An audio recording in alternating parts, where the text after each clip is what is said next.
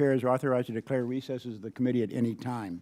Pursuant to Committee Rule 2E and House Rule 11-2H4, the Chair announces that he may postpone roll call votes. Today we meet to consider two bills.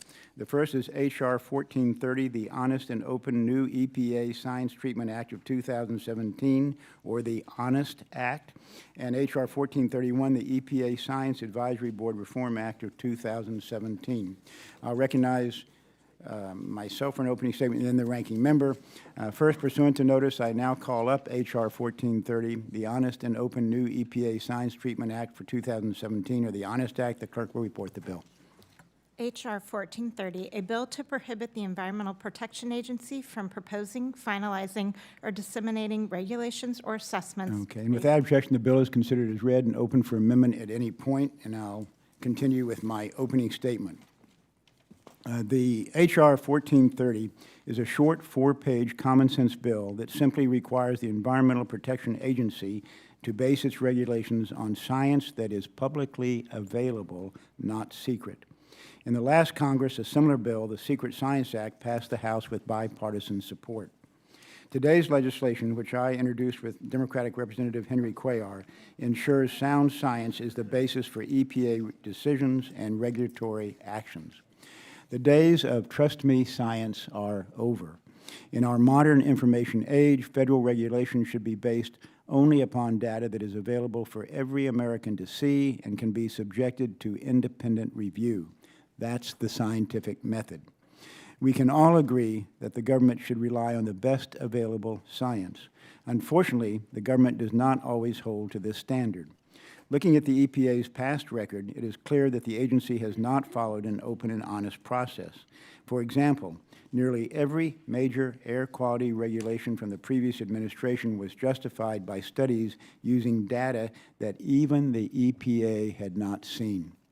This means that the EPA's claims about the cost and benefits of its regulations and the real risk they are meant to address cannot be independently evaluated by unbiased experts. If EPA's mandates are really based on sound science, then show Americans the data. EPA's refusal to cooperate leads to the question, what are they hiding? Perhaps the most burdensome Obama-era regulation is the Clean Power Plan. This rule mandates what types of energy we can and cannot use and would regulate all of the nation's electricity supply. The proposal would cost billions of dollars annually, kill thousands of jobs, and increase electricity costs for everyone, all while having a minimal benefit on the environment. In fact, the Clean Power Plan would only reduce global temperatures by 3/100ths of a degree Celsius and reduce sea level rise by the thickness of only 3 sheets of paper. How can these minuscule benefits be justified, particularly given the adverse impacts of the regulation? Again, the EPA should show Americans the data they claim justifies their regulations. We all care about the environment. We share a common goal to protect the lands we farm and the water we drink. But if policies aren't based on legitimate science, stringent regulations, and unachievable results in economic hardship with little or no environmental benefit, in other words, the regulations would be all pain and no gain. Instead of producing policies that protect the environment, it appears the EPA is more concerned with pushing a political agenda. This is why outside independent review should be required. It's impossible to conduct a policy debate without all the facts. The bill before us strengthens previous House-passed legislation in the 114th Congress, the Secret Science Reform Act. That bill also required the EPA to base its decisions on information available to scientists and the American public. This year's legislation improves on the bill that passed in the last Congress. It adds provisions to better protect personally identifiable information and confidential business information as well. It also stipulates that this bill does not retroactively apply to past regulations, but instead focuses only on new regulations. It stipulates that this bill does not retroactively apply to the past regulations. This allows the EPA to focus its limited resources on quality science that all researchers can examine. This bill will promote sound science and restore confidence in the EPA decision-making process. The bill ensures that the EPA is not promoting a one-sided ideological agenda. The legislation provides an opportunity for the type of honest and accountable government that the American people want and deserve. So I urge my colleagues to support the Honest Act, and before yielding to the ranking member, without objection, I'd like to add the following letters of support for H.R. 1430 into the record. They would be U.S. Chamber of Commerce, Independent Petroleum Association of America, American Exploration and Production Council, Princeton and CO2 Coalition, CATO, National Association of Home Builders, the Small Business and Entrepreneurship Council. With that, I'll yield to the ranking member, the gentlewoman from Texas, Eddie Bernice Johnson. Thank you very much, Mr. Chairman. Today, we will be revisiting two bills this committee considered in the previous two Congresses. The Secret Science Reform Act, which is now renamed the Honest Act, and the EPA Science Advisory Board Reform Act. As in those prior Congresses, today I will be strongly opposing passage of each of these misguided pieces of legislation. At the outset, let me say that the cosmetic changes that were made to the Secret Science Reform Act in arriving at the Honest Act do nothing to address the larger issues with this bill. Under the current legislation, the EPA would have to publicly distribute any scientific data relied upon for a covered action. EPA could withhold from the public distribution items containing trade and secrets or personal information. However, under this bill, anyone could then access this sensitive data after signing a confidentiality agreement with EPA. Since the EPA is not authorized to issue confidentiality agreements for third-party researchers, this legislation would have the same effect as the Secret Science Reform Act, limiting the ability of EPA to use the best science. Since we have some new members on the Science Committee, I think it might be instructive to remind folks how we got to today's markup of the Honest Act. Several years ago, a tobacco industry consultant attempted to obtain access to the American Cancer Society epidemiology data. He was denied access to the data due to the extensive prior connections with the tobacco industry and prior misuse of the American Cancer Society data.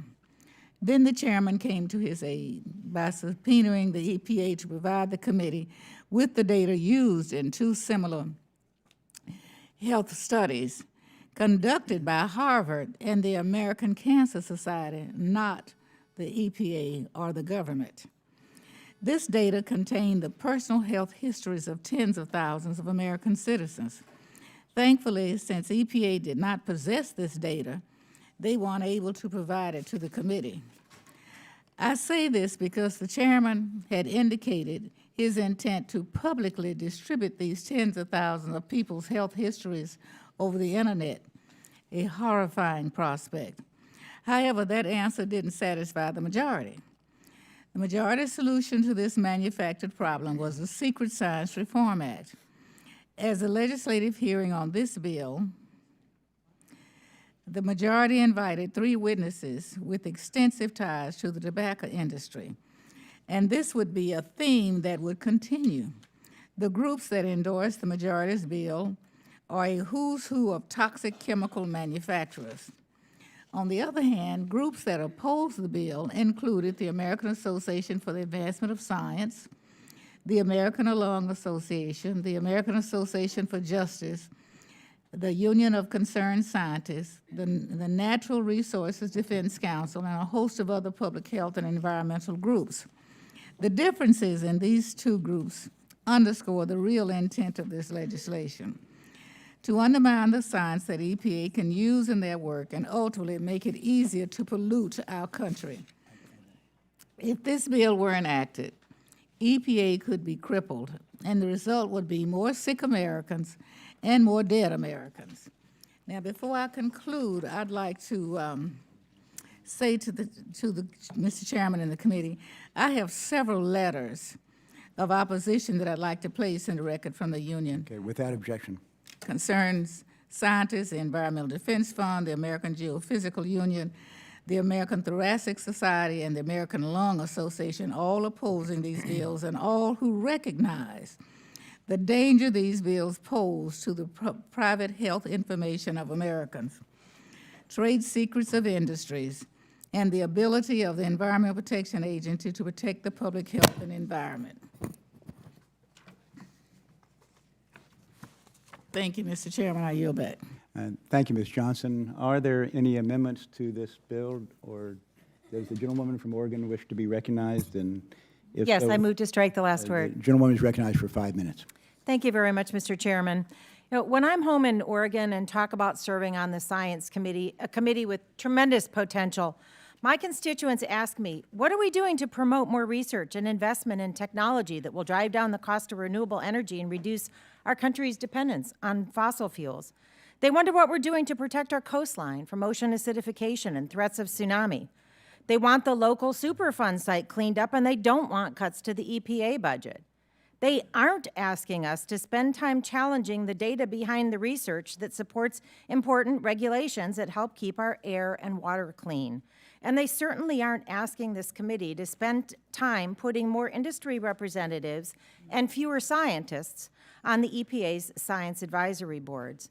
Yet we're here today considering these bills when there's so many other things and more meaningful policies we should be discussing.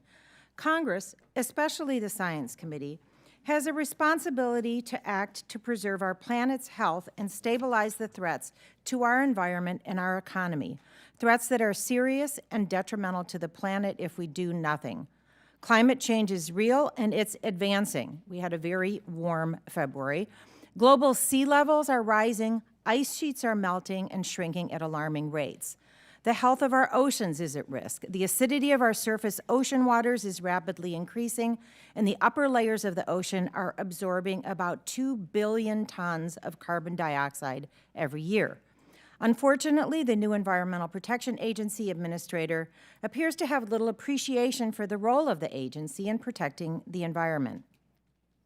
In his first days at the EPA, Administrator Pruitt has started the process of rolling back protections for our water, our streams, and walking away from collecting data on methane emissions.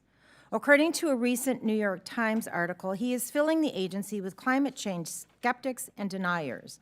And as former Administrator Gina McCarthy remarked, "Here, for the first time, I see someone who has no commitment to the mission of the agency."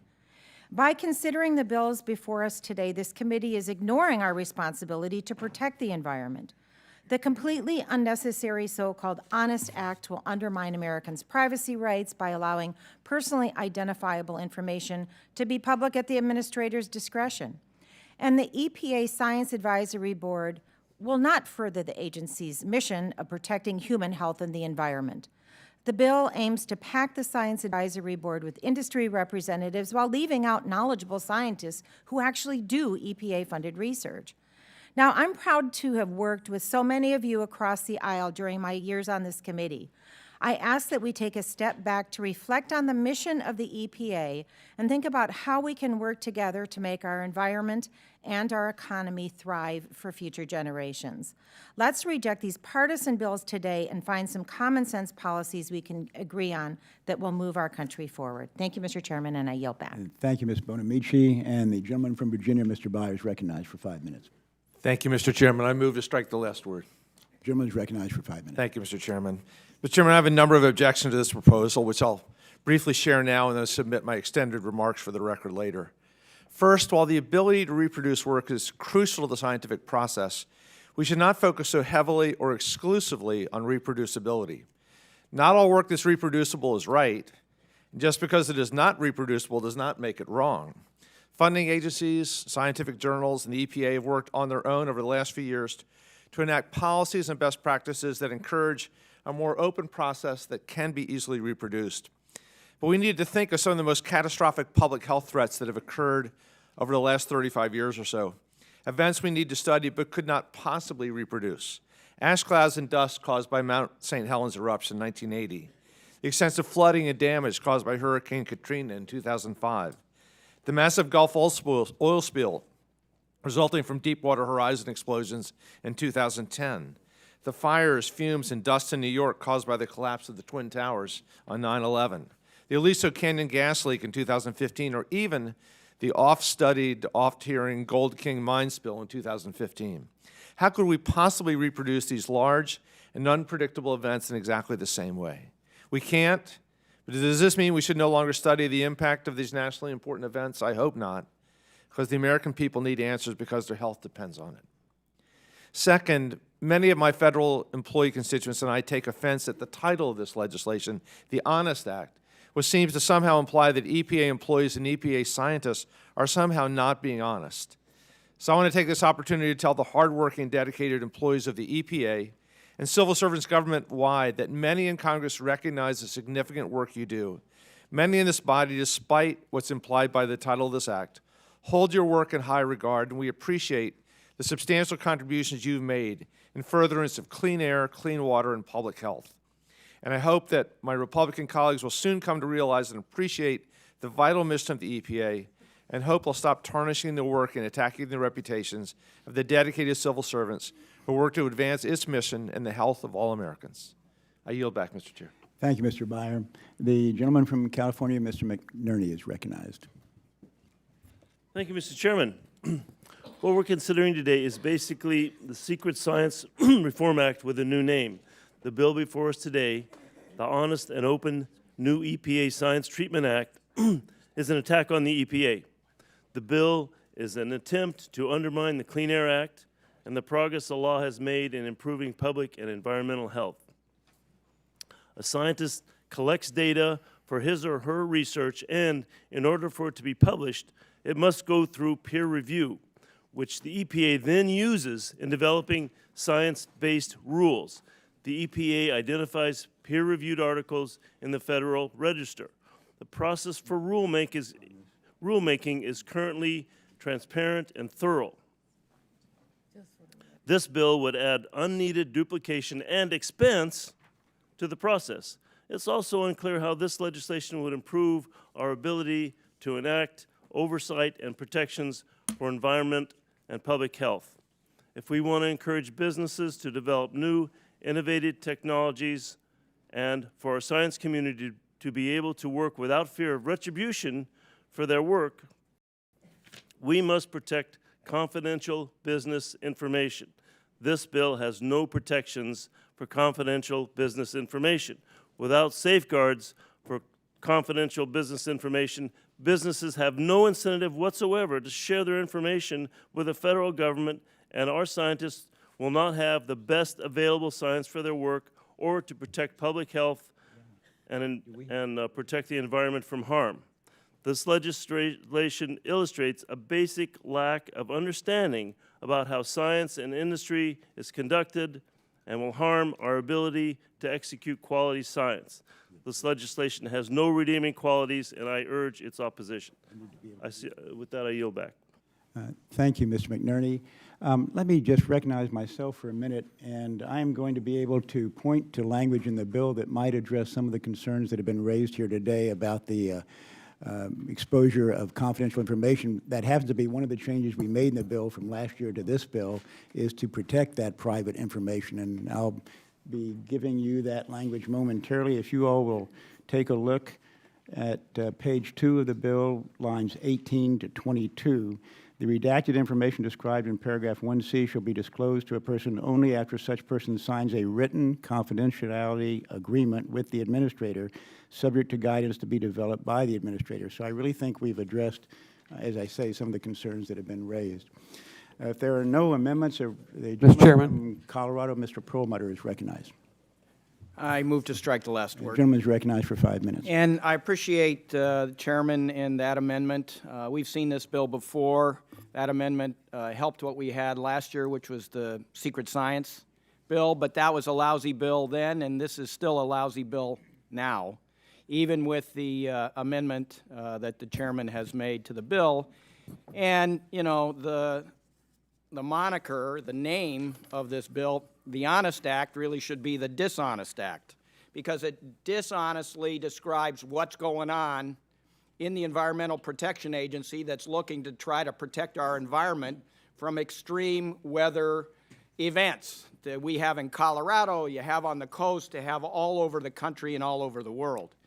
And for this committee to continue to try, put its head in the sand and ignore what's going on every day is really a problem and needs to be corrected. And the Honest Act doesn't do that. But I do want to thank the chairman for, we've had opportunity to have hearings on this bill. Unlike what's going on in the Energy and Commerce Committee and the Ways and Means Committee, where the entire Affordable Care Act is being repealed without a single hearing, without a single witness, without a single discussion in the middle of the night. And it's that kind of hypocrisy that comes when a number of years ago there was objection to the Affordable Care Act saying there wasn't enough time to study it, when in fact there were 79 hearings and hundreds of witnesses and hundreds of hours of testimony. To try to ram that thing through at this point is a real mistake and is in contrast to actually having some regular order that we have in this committee from time to time. So I applaud the regular order that the chairman conducts, but I still disagree that this bill does anything to help the environment or to assist the EPA in its mission of trying to keep people healthy and keep the environment healthy. And so with that, I urge a no vote on this bill, and I yield back to the chair. Thank you, Mr. Perlmutter. We appreciate the compliment directed towards the committee. The gentleman from Florida, Mr. Posey, is recognized. Thank you very much, Mr. Chairman. I just want to thank you for bringing this bill forward. I want to thank you for the transparent process that you allowed it to go through. This clearly is just a matter of transparency and government accountability. I don't have a single, well, I can't really say that. I have a few nuts, but most of my constituents want government to be more transparent, and they want it to be more accountable. And, I'm just shocked there's so many people that are afraid of transparency and accountability. And I thank you for bringing forward this bill that makes it more transparent and more accountable. The citizens deserve it, and I yield back. Thank you, Mr. Posey. If there are no amendments, a reporting quorum being present, I move that the Committee on Science, Space, and Technology report H.R. 1430 to the House with the recommendation that the bill be approved. The question is on favorably reporting H.R. 1430 to the House. All those in favor say aye. Opposed, nay. The ayes have it, and the bill is ordered reported favorably. A roll call vote has been requested by the ranking member, and the clerk will call the roll. We're going to postpone. No, we're not. Mr. Smith? Aye. Mr. Smith votes aye. Mr. Lucas? Aye. Mr. Lucas votes aye. Mr. Rohrabacher? Mr. Brooks? Aye. Mr. Brooks votes aye. Mr. Holtgren? Aye. Mr. Holtgren votes aye. Mr. Posey? Aye. Mr. Posey votes aye. Mr. Massey? Mr. Bridenstine? Mr. Weber? Aye. Mr. Weber votes aye. Mr. Knight? Aye. Mr. Knight votes aye. Mr. Babin? Mrs. Comstock? Aye. Mrs. Comstock votes aye. Mr. Palmer? Aye. Mr. Palmer votes aye. Mr. Loudermilk? Mr. Abraham? Aye. Mr. Abraham votes aye. Mr. LaHood? Aye. Mr. LaHood votes aye. Mr. Webster? Mr. Banks? Mr. Banks votes aye. Mr. Biggs? Aye. Mr. Biggs votes aye. Mr. Marshall? Aye. Mr. Marshall votes aye. Mr. Dunn? Aye. Mr. Dunn votes aye. Mr. Higgins? Aye. Mr. Higgins votes aye. Ms. Johnson? Ms. Johnson votes nay. Ms. Lofgren? Mr. Lipinski? Mr. Lipinski votes nay. Ms. Bonamici? No. Ms. Bonamici votes nay. Mr. Barra? Ms. Estee? Ms. Estee votes nay. Mr. Vesey? Mr. Byer? Mr. Byer votes nay. Ms. Rosen? Ms. Rosen votes nay. Mr. McNerney? Mr. McNerney votes nay. Mr. Perlmutter? Mr. Perlmutter votes nay. Mr. Tonko? Mr. Foster? Mr. Foster votes nay. Mr. Takano? Mr. Takano votes nay. Ms. Hanabusa? Ms. Hanabusa votes nay. Mr. Christ. Mr. Christ votes nay.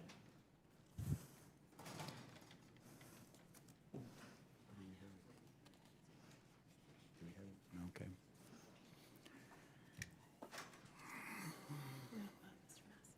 Okay. But the gentleman from Kentucky, the gentleman is not recorded yet, and that is, that is the correct vote. Thank you. Mr. Massey votes aye. And the clerk will continue to report. Mr. Chairman, 17 members vote aye, 12 members vote nay. Okay, the ayes have it, and the bill is ordered reported favorably. Now, without objection, the motion to reconsider is laid upon the table.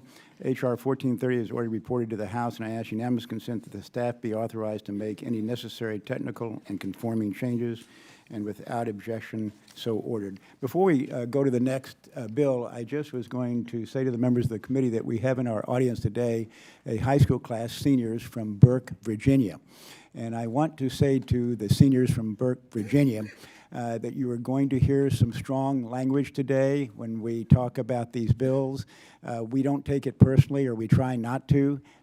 People do have legitimate differences of opinion. Bills are not always bipartisan, although I will say on behalf of this committee that of the 23 bills enacted last year that were produced by this committee, 17 of the 23 were bipartisan. But today's bills do not enjoy that particular rank. But I just want the students to know this is all part of our general debate, and we understand it, we accept it, and we're still friends. And so we will now go to the next bill.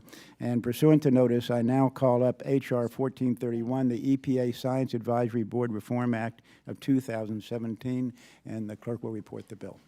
H.R. 1431, a bill to amend the Environmental Research Development and Demonstration Authorization Act of 1978 to provide for Scientific Advisory Board Without objection, the bill is considered as read and open for amendment at any point. And I'll now recognize the sponsor of the bill, the Vice Chairman of the Science Committee, Mr. Lucas, for an opening statement.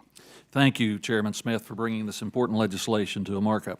H.R. 1431, the Scientific Advisory Board Reform Act, ensures the most qualified and capable scientists are free to undertake a balanced and open review of regulatory science.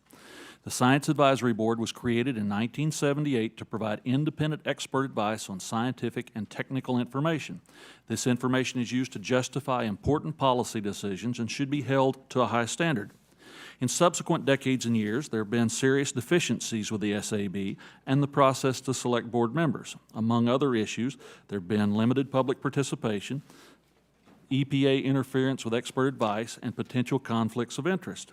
If the EPA undermines the board's independence or prevents it from providing candid advice to Congress, then the SAB serves no value to the EPA.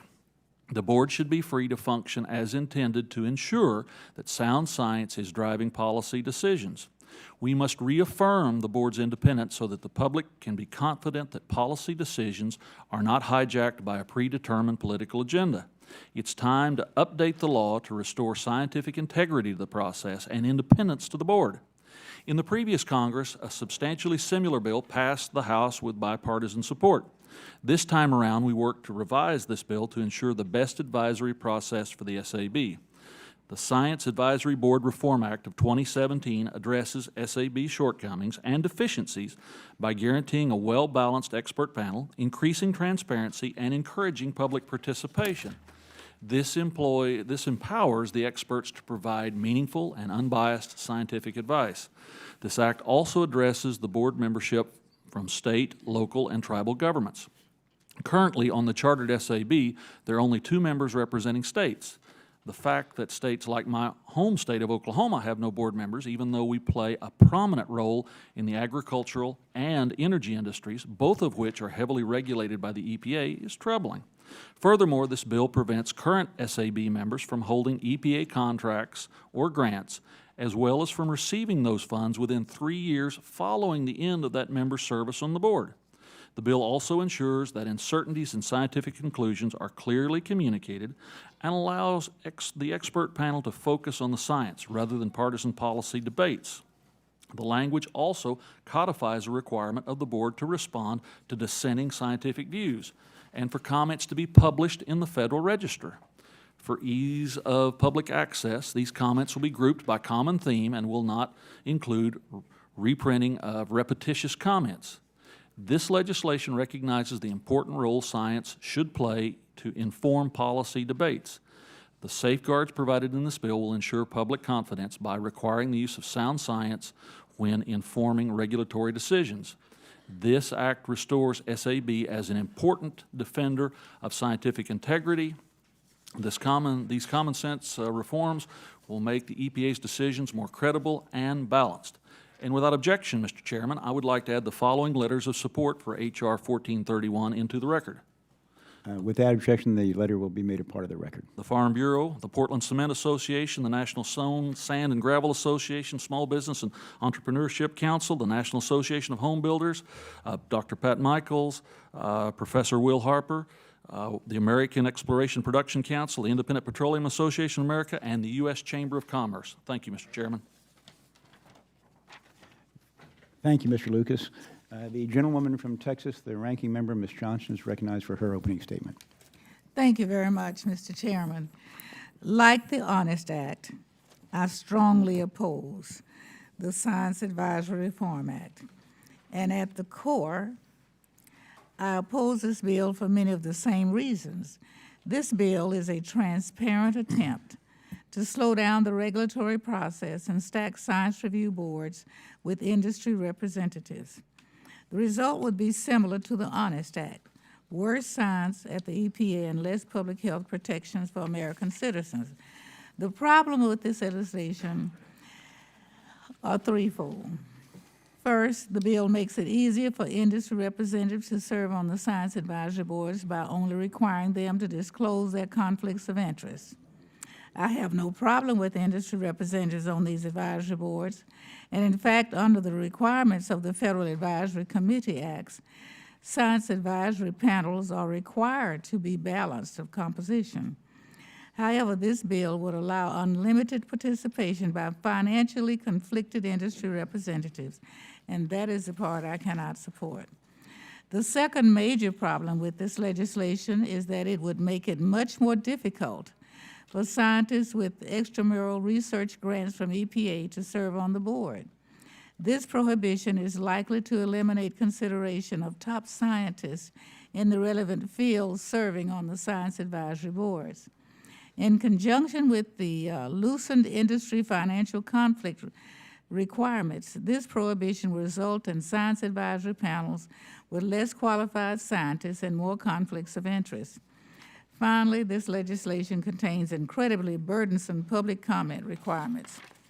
The bill prevents comment cutoff dates, requires detailed review and reporting of comments, and requires the advisory panels to respond to any significant comments, especially those that run counter to mainstream science.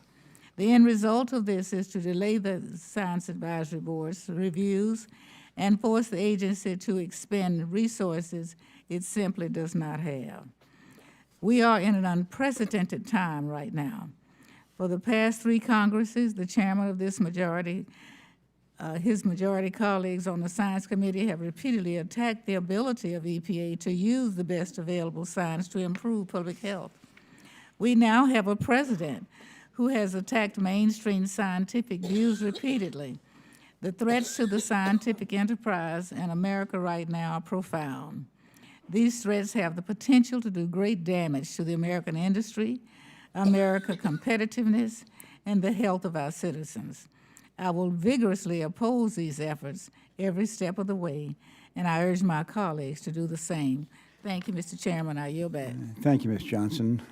Is there anyone who wishes to offer an amendment or be recognized? The gentlewoman from Oregon, Ms. Bonamici, is recognized for 5 minutes. Thank you very much, Mr. Chairman. And I want to start by thanking Mr. Lucas for his goal of having a diverse, functioning science advisory board at the EPA. It's a laudable goal.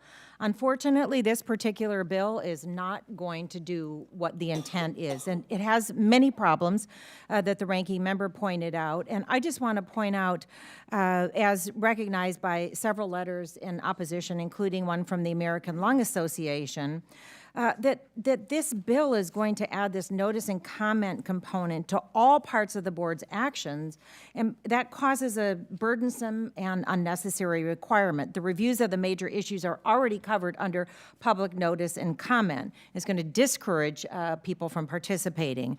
And also, as the Union of Concerned Scientists points out, this legislation explicitly allows experts with financial ties to corporations that are affected by Science Advisory Board assessments. They're not excluded from the boards, but scientists, academic experts who have experience are prohibited. And that essentially turns, as the Union of Concerned Scientists says, the idea of conflict of interest on its head, because there's a presumption that corporate experts with direct financial interests are not conflicted, but academics who work on these issues are. So I suggest that we go back to the drawing board and find a way to improve the science advisory boards that doesn't have these problems that are going to result in industry experts, but not academic scientific experts on the science advisory boards. Thank you, Mr. Chairman, and I yield back the balance of my time. Thank you, Ms. Bonamici. Anybody else? The gentleman from Illinois, Dr. Foster, is recognized for 5 minutes. Yeah, move to strike the last word. I'd just like to briefly point out that according to the Bureau of Labor Statistics, there are 1.54 million professors in the United States. So the fact that they were the sponsors of this bill were able to find one of those 1.54 million professors that support this bill, I think speaks volumes about the level of support by academics and scientists for this bill. Thank you. I yield back.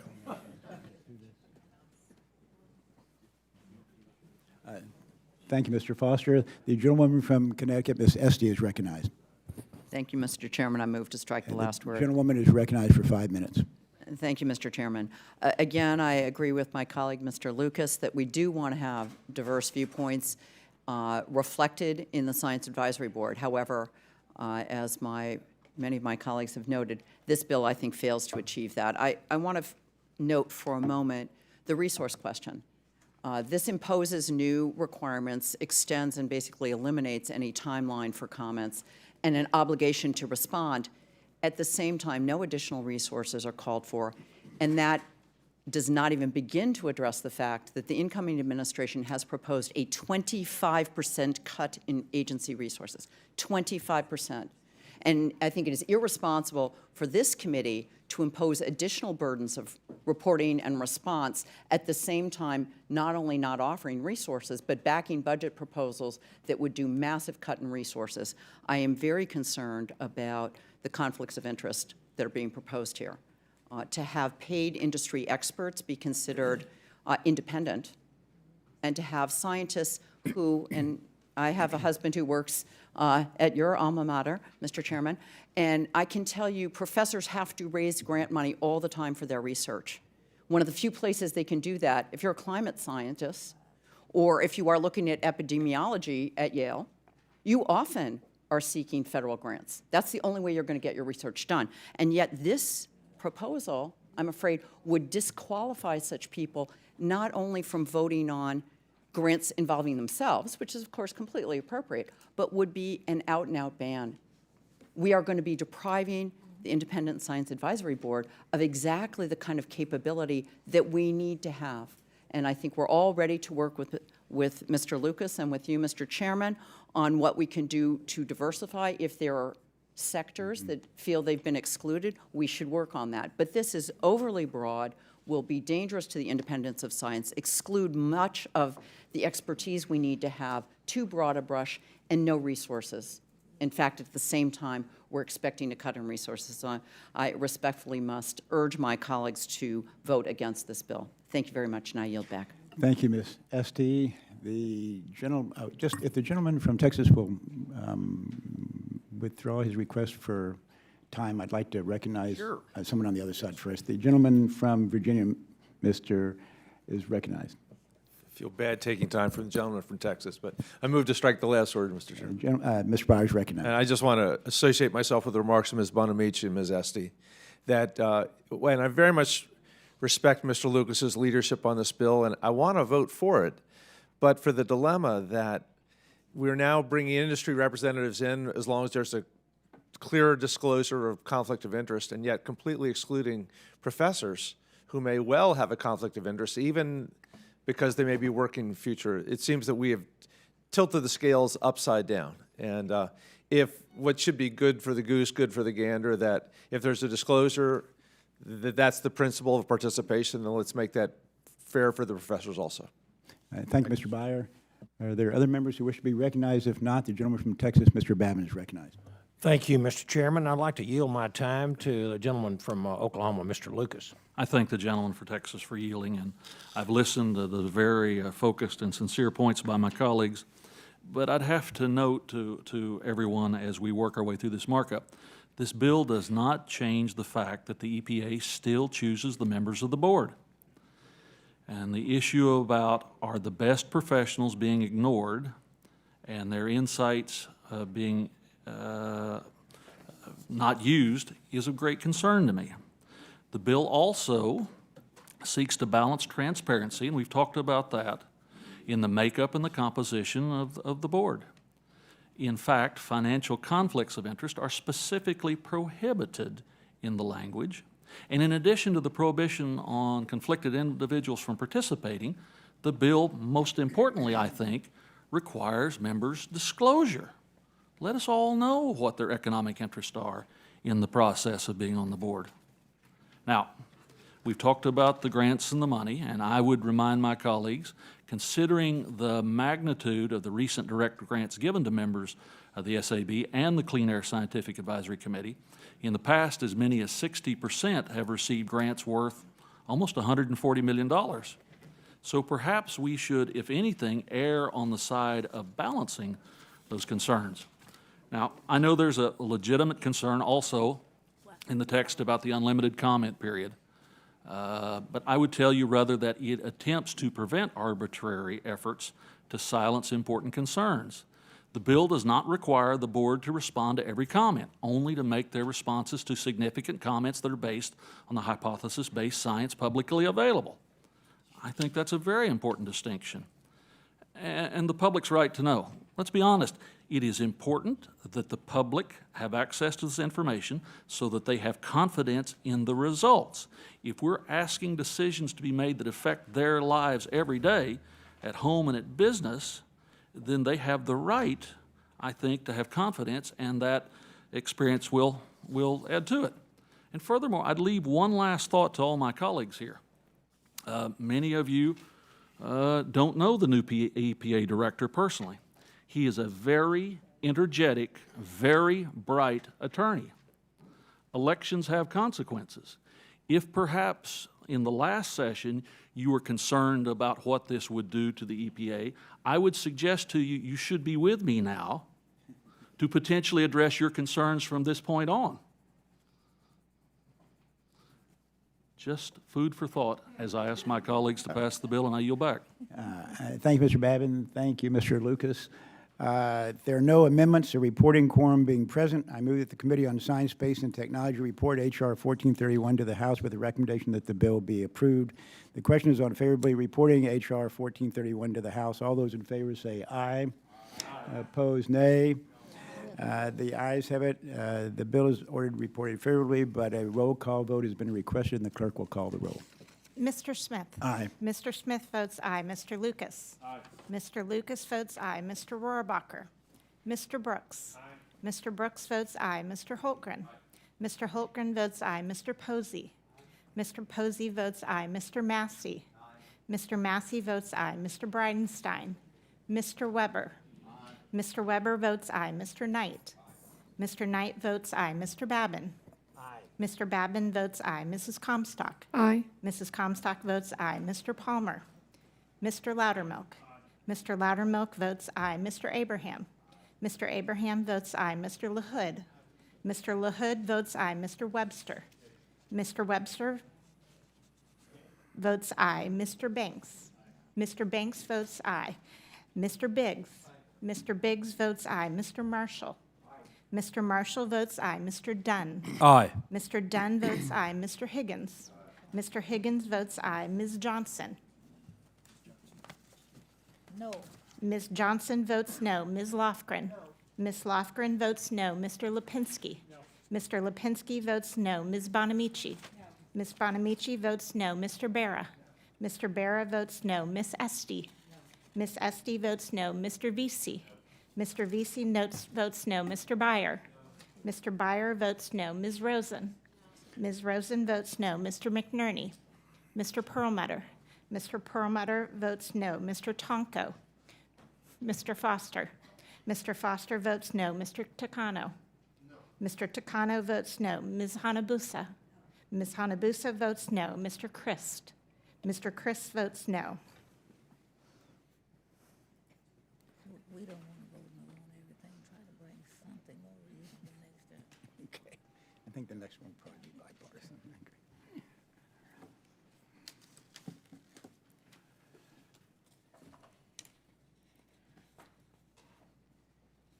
You ready? The clerk will report. Mr. Chairman, 19 members vote aye, 14 members vote nay. The ayes have it, and the bill is reported favorably. Without objection, the motion to reconsider is laid upon the table. H.R. 1431 is ordered reported to the House, and I ask unanimous consent that the staff be authorized to make any necessary technical and conforming changes. Without objection, so ordered. Before we adjourn, I just want to thank all members on both sides for their attendance today. Really appreciate everybody's being here. This is good for the committee. It's good for the members to hear the debate as well. If there's no further discussion, that completes our business, and we stand adjourned.